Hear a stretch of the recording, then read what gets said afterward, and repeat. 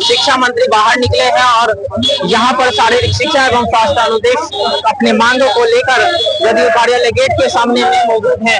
और आप हमारे पीछे में देख सकते हैं शारीरिक शिक्षा एवं स्वास्थ्य अनुदेशक जो इनकी संख्या है वो लगभग 500 से ज्यादा की संख्या में ये कार्यालय के बाहर में खड़े हैं और इनकी एक ही बस मांग है, वो है पूर्णकालिक करने को लेकर के। अभी शिक्षा मंत्री से इन्होंने बात किया और जानते हैं कि क्या कुछ कहा है शिक्षा मंत्री ने, क्या कुछ आश्वासन दिया। हालांकि लगातार 2.5 वर्षों से ये भिन्न भिन्न तरीके से ये आंदोलन कर रहे हैं और आंदोलन में फिर इनके बाद में आश्वासन ही आश्वासन मिलता आ रहा है।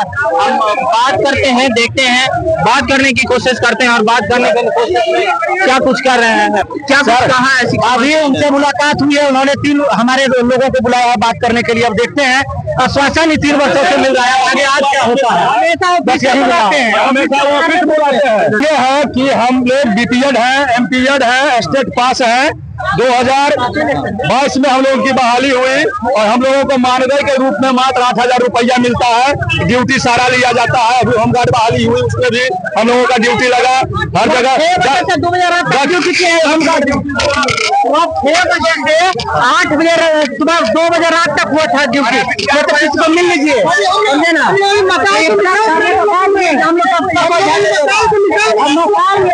मकान में देखिए टोटल अनुदेशक को लगाया गया है, सुबह से लेकर शाम तक मकान में क्या मिलता है वो भी 3 महीने से नहीं मिला है। आगे में पढ़ रहे हैं, कैसे होगा सर बताइए। आपने लिखा है कि बिहार में रोजगार ही रोजगार है, पर एनडीए सरकार है, फिर भी शारीरिक शिक्षक की सैलरी 8,000 है। अब भूखे मर रहा है शारीरिक शिक्षा। शारीरिक शिक्षा एवं स्वास्थ्य अनुदेशक ने अभी शिक्षा मंत्री का घेराव किया तो वहां से 3 सदस्यीय टीम को सचिवालय मिलने के लिए बुलाया गया। 3 सदस्यीय टीम उनसे अभी मुलाकात करके बाहर आए हैं। हम सीधा जानते हैं कि क्या आश्वासन मिला है। एक बार फिर से लगातार 3 वर्षों से आश्वासन के बाद अब क्या आश्वासन मिल रहा है, क्या आश्वासन मिला फिर से। अभी आज हम लोग पूरे बिहार के हमारे शारीरिक शिक्षा एवं स्वास्थ्य अनुदेशक भाई और बहन जदयू कार्यालय में आज शिक्षा मंत्री जी का जो है जनता दरबार था। हम लोग सभी वहां पर पहुंचे थे, लेकिन हम लोगों की संख्या को देखते हुए उन्होंने कहा कि आप लोग 3 सदस्यीय टीम सचिवालय आइए, वहीं पर आपसे बात होगी। हम लोग अभी गए थे, हम थे, हमारे संघ के जो है सचिव महोदय श्याम भैया थे, एक और मैडम थी। हम लोग अंदर अभी जाकर के बात किए हैं और उन्होंने आश्वासन ही कहेंगे हम अभी फिर भी इसे, लेकिन उन्होंने कहा कि मैं इसे 10 दिन का मुझे समय दीजिए और आप लोग यूं सड़कों पर आकर के जो है इस तरीके से अगर आप करेंगे तो इससे ऐसा नहीं है कि आपका काम कल हो जाएगा। सो नियम और जो भी कायदे कानून है, जो भी इससे संबंधित विभाग के अधिकारी हैं, इस 10 दिन में हम उनके साथ बैठ करके हर एक पहलू पर इस पर हम जानकारी लेंगे, समझेंगे कि आखिर आपको वेतनमान अगर हो तो कैसे हो, पूर्णकालिक करे तो क्या उसका हम कैसे उसको कर सकते हैं। इन सभी बातों पर हम विचार करेंगे और पुनः हम लोगों को 16 तारीख को फिर से सर बोले हैं कि आकर के आप लोग मिल लीजिएगा। उसके बाद फिर इस पर जो भी होगा हम निर्णय आप लोगों को बताएंगे। परिचय अभय कुमार मिश्रा। लगातार 3 वर्षों से ये 10 दिन 5 दिन का कार्यक्रम चल रहा है, खेल चल रहा है। एक बार फिर मिले हैं और फिर वही आश्वासन हम लोगों ने बोले हैं सर को। अभी बहुत से ऐसे जिले हैं जहाँ पर टाइमिंग पहले चीज की फिक्स नहीं है, तारीख तो है बट टाइमिंग फिक्स नहीं है। उस चीज पर हमने बोले हैं कि बहुत सा ऐसा हेडमास्टर है और डीओ है जो कि स्पष्ट रूप से दिशा निर्देश नहीं रहने के कारण दिन भर रखा जाता है, जो कि शोषण का हनन, मानवाधिकार का हनन है। कि अगर एक तरह से ये भी बोले कि हम भीसी में इस बात को रखेंगे और उनको बोले हम कि ये 8,000 कहीं से भी सर सही नहीं है।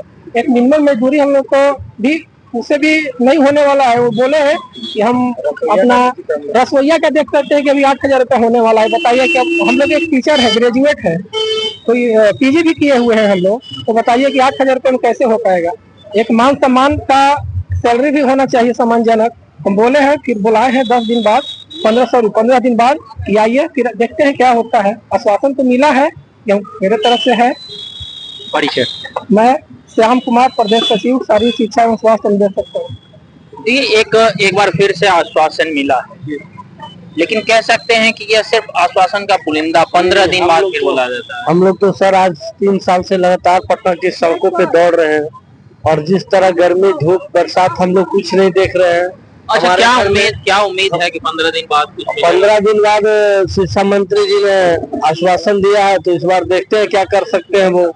लेकिन हम लोग तो सर स्कूल में पूरा ड्यूटी करते हैं अभी हमारे जिला में, मैं नवादा जिला से हूँ, जिला अध्यक्ष पंकज कुमार यादव, और वहाँ हमारे होमगार्ड में बहुत सारे अनुदेशक भाई की ड्यूटी भी लगी हुई है। जिला में रक्षा वाहिनी गृह का जो अभी चल रहा है बहाली, उसमें भी 20 मैंने आप जितना 8 घंटा का ड्यूटी होता है, 10 घंटा का वो ड्यूटी लिया जा रहा है। लेकिन स्कूल में सर हम लोग का जो है 8,000 रुपया मंथली पेमेंट है, वहाँ से भी किसी तरह का कोई अनुदान नहीं मिलता है कि आज का ड्यूटी का आपका इतना कुछ है। तो इस तरह से हम लोग तो सर रोड पर न सड़क पर है, न ही घर में है। घर में तो हमारे बाल बच्चा लोग ऐसे ही भूखे मरेंगे आने वाले समय में। और सरकार का तो बातें मत करना है। सरकार में जब तक हैं लोग तो हम लोग पे कोई किसी तरह का सिर्फ आश्वासन ही मिलते जा रहा है। हम लोग जदयू कार्यालय, भाजपा कार्यालय में आके थक गए हैं। शिक्षा मंत्री को सारे चीज हम लोग कर चुके हैं और इसके बाद भी इस तरह का सिर्फ आश्वासन ही है। लेकिन इस बार देखिए चुनाव है आने वाला 2 महीना, उम्मीद है चुनाव में हो सकता है? चुनाव में अगर इसके पहले कुछ वो करते हैं हम लोग के प्रति कुछ अच्छा तो ठीक है, नहीं तो उसके बाद तो फिर 5 साल तो फिर हम लोग का यही राम भगवान भरोसे है। लगातार 3 वर्षों से ये लोग सिर्फ आश्वासन पर टिके हुए हैं। कभी शिक्षा मंत्री आश्वासन देते हैं तो कभी एसीएस महोदय आश्वासन देते हैं तो कभी अन्य मंत्री महोदय आश्वासन देते हैं, विधायक जी आश्वासन देते हैं, सांसद जी आश्वासन देते हैं कि शायद आपका काम हो जाएगा। माननीय मुख्यमंत्री भी जहां जहां गए हैं वहां वहां इन लोगों ने अपना आवेदन सौंपा है। लेकिन इन 3 वर्षों के उपरांत आज इनकी सैलरी महज 8,000 रुपए है। अब तो इनके स्कूल में जो रसोइया काम करते हैं उनकी भी सैलरी महज 8,000 रुपए होंगे। तो दोनों में समानता कैसे होगा और शिक्षा विभाग इस समानता को कैसे देखती है? पटना से रजनीश राज की रिपोर्ट।